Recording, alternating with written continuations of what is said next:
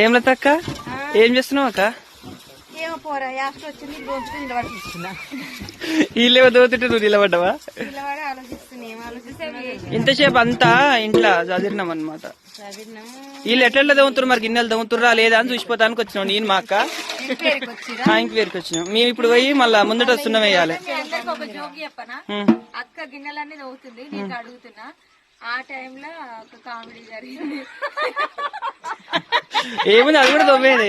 అడిగింది నేను ఇంకా అడగలేదు. అది ఏంటో నాకైతే తెలియదు. గన్ను మంది కొట్టే పంపు గన్ను అనమాట.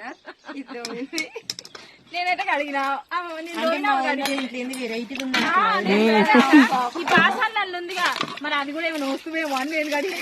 తర్వాత ఒకటే నవ్వుతుంది, ఇక పిచ్చిగా నన్ను అవుతుంది. ఏం చేశారు అంటే ఇక చెప్పింది మంది కొట్టే పంపు వదిన అని నవ్వుకుంటా. అక్క ఒక బిందిస్తావా అక్క?